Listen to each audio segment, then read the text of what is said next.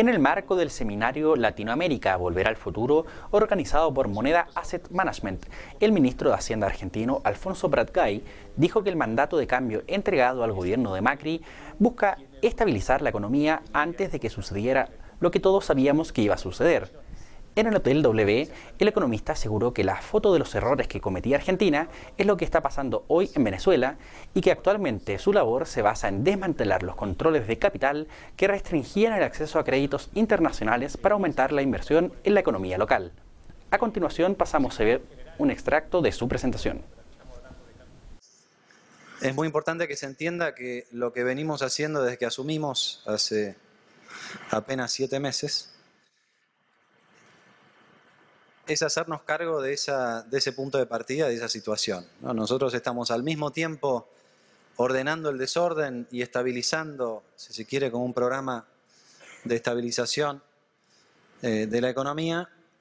pero al mismo tiempo también estamos previniendo o evitando la crisis que inexorablemente hubiera ocurrido si el pueblo argentino no nos pedía el cambio y si nosotros no hubiéramos estado como la alternativa del cambio, como lo ofrecimos durante la campaña. Entonces, en ese sentido es bastante inédito lo que estamos haciendo en Argentina. Y nosotros nos tomamos muy a pecho que lo que estamos haciendo no es una idea que se nos ocurrió a nosotros, es un mandato que nos pide el electorado y es un mandato que en su gran mayoría el electorado ha sabido acompañar y ha sabido aceptar. Nosotros en estos meses hemos tomado muchas medidas, muy a pesar de estos efectos colaterales de un programa de estabilización. Hay un apoyo notable a la gestión del presidente Macri, que está por encima de los 60 puntos. Esto habla también del equilibrio que hubo que hacer, habida cuenta de la herencia que habíamos recibido, muy compleja en lo social, con alrededor de 12 millones de argentinos viviendo por debajo de la línea de la pobreza, inaceptable para un país con la potencialidad que tiene Argentina. La dificultad también legislativa, no tenemos mayoría en ninguna de las dos cámaras, y la dificultad que seguramente ustedes, amigos de Argentina, pero observándola desde afuera, se preguntaban cómo va a ser Macri para gobernar con el peronismo en contra y con los sindicatos del otro lado de la vereda. Bueno, hasta ahora podemos decir que eso no ha sido un problema. Por supuesto que se gobierna todos los días y todos los días estamos en esta nueva etapa del diálogo, de construir, como decía el expositor anterior, no alianzas, sino el consenso necesario para que cada reforma que llevamos al Congreso se pueda aprobar. Mencionaba Pablo la negociación con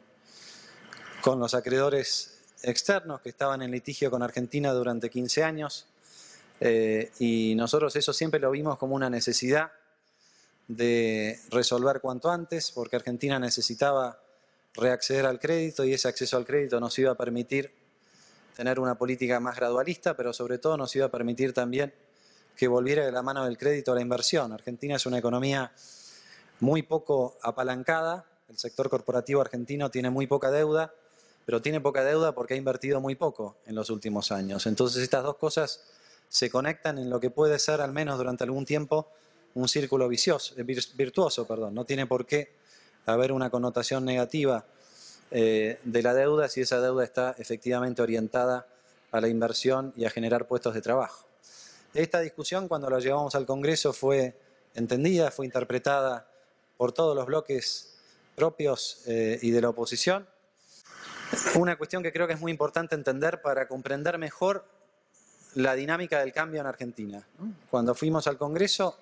por ejemplo en el Senado, nos enfrentamos con una mayoría del Frente para la Victoria, que es la coalición política de la expresidente Cristina Kirchner, que gobernó durante 12 años, que durante 12 años no se preocuparon ni un segundo de resolver este tema, más bien lo contrario, lo tenían como una bandería de que jamás siquiera iban a evaluar la posibilidad de que en algún momento podían llegar a sentarse a negociar, efectivamente incumpliendo los fallos de la justicia que nosotros elegimos para dirimir eventuales problemas. Lo mismo, esto no era una cuestión sesgada hacia los acreedores externos, lo mismo hizo el kirchnerismo con nuestros jubilados durante tantos años, metiéndose en el bolsillo de las arcas públicas el equivalente a un punto del PBI por año, incumpliendo fallos de la Corte Suprema de Justicia y simplemente porque creían que esa era una manera gratis y moralmente aceptable de financiarse. Por supuesto que nosotros no creemos que eso sea así y por eso otra ley tan importante que se aprobó en el Congreso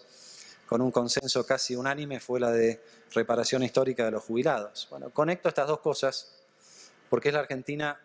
que viene a decir la verdad, es la Argentina que viene a dialogar, es la Argentina que quiere recrear los vínculos de confianza, es la Argentina que construye a partir de una actitud totalmente diferente. Por ejemplo, la actitud de nosotros desde el gobierno de Macri creemos que no es una buena idea usar el Instituto de Estadísticas para mentir descaradamente acerca de lo que está sucediendo. Creo que somos casi mayoría en el mundo que creemos eso, pero durante 10 años eso no sucedía en Argentina. Y mi reflexión acerca de la ley que permitió el pago a los acreedores externos, a los holdouts, es una ley que, por ejemplo, en el Senado tuvo más votos a favor del kirchnerismo que de nuestra fuerza política Cambiemos. No porque hubiera rebeldes en nuestro partido que votaron en contra, sino porque nosotros tenemos muy pocas bancas en el Senado, parecido a lo que explicaban en el caso de Perú, y no hubiera sido posible aprobar esta ley sin el apoyo de aquellos senadores que hasta hace 6 meses decían que era absolutamente imposible acompañar una iniciativa de este tipo. Entonces, no solamente es lo que estamos viendo en la justicia, que finalmente investiga lo que tiene que investigar, no es solamente lo que estamos viendo en el Poder Ejecutivo, que quizás es lo que es más visible, también es lo que estamos viendo en el Poder Legislativo. Un palacio legislativo donde ahora se reinstauró la verdad, el diálogo, y a partir de ese diálogo vemos que el mensaje del soberano, como dije al principio, está siendo interpretado por todos los poderes, por toda la dirigencia y por todas las fuerzas políticas. Entonces no es meramente un reflejo o una carambola electoral, es mucho más profundo lo que está sucediendo en Argentina y excede largamente lo que nosotros podamos hacer, que simplemente estamos cumpliendo el mandato que nos dieron de cambiar. A nosotros nos viene como anillo al dedo la experiencia de Venezuela, con perdón de los hermanos venezolanos, ¿no? Porque es la película y la foto de lo que nos hubiera pasado si no cambiábamos el rumbo, ¿no? No tenemos siquiera que explicar el contrafáctico de qué hubiera pasado en Argentina. La foto de los errores que cometía Argentina es la foto de lo que está pasando hoy en Venezuela, ¿no? Con escasez de alimentos, con aumentos desmedidos de los precios, recesión, bueno, todo lo que ustedes saben que no viene al caso desarrollar. Nosotros teníamos que desmantelar una cantidad de estas cuestiones para evitar seguir en ese camino, ¿no? Desmantelar los controles de capital, la cuestión que ya mencionamos de recuperar el acceso al mercado. Argentina ya ha emitido el soberano, para redondear lo que decía Pablo,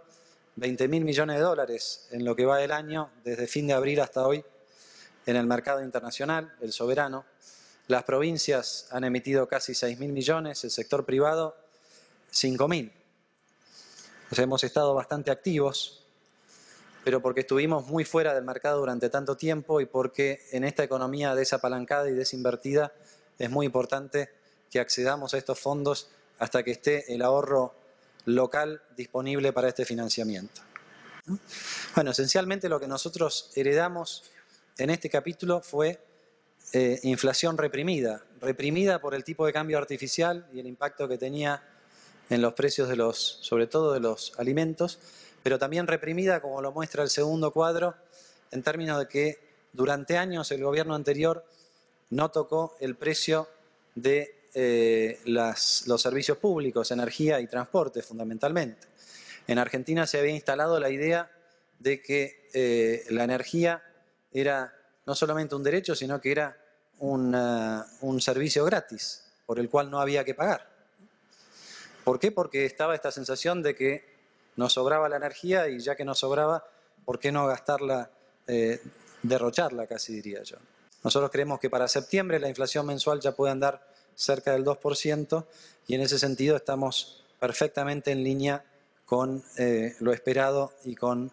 lo planeado hacia adelante. Después de un primer semestre, fundamentalmente el segundo trimestre, de mucha concentración, de corrección de precios o de sinceramiento de la inflación reprimida del régimen anterior, ahora sí finalmente lo que estamos viendo es que va a empezar a primar